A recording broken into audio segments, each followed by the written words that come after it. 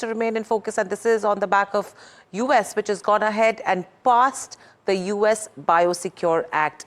Now, this was under discussion in the US Congress. What is the Biosecure Act is what we need to know. Firstly, the US law proposes to safeguard biotech as well as health data, and it bars the US government and contractors from working with certain foreign biotech firms. In fact, it focuses mainly on Chinese companies because they see that as a security risk, and it promotes securing US biotech capacity.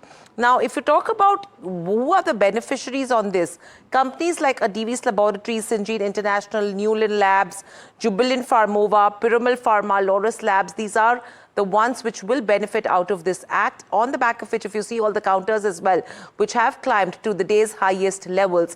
What they've said is that this aims to limit the investment in sensitive Chinese industries.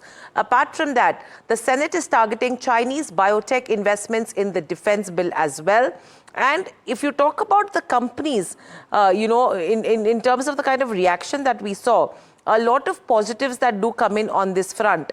Firstly, if you talk about Syngene International, they've clearly indicated that the people, even if they've got great partnerships with some of their Chinese vendors, they don't want all of their supplies coming from one geography, particularly large cap companies.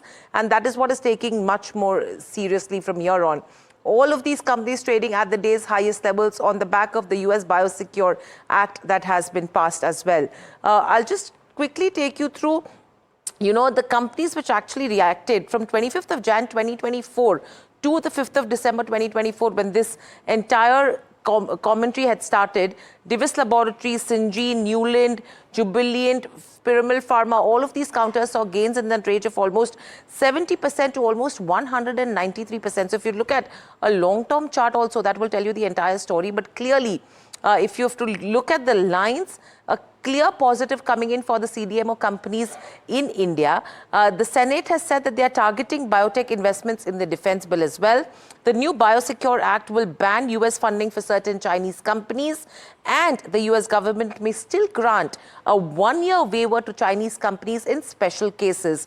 Now, this aims to limit the investment in sensitive Chinese industries. This becomes a key positive for the CDMO sector in India, and that's the reason why you're seeing this kind of a jump that's coming in terms of the pharma names as well. I will get my colleague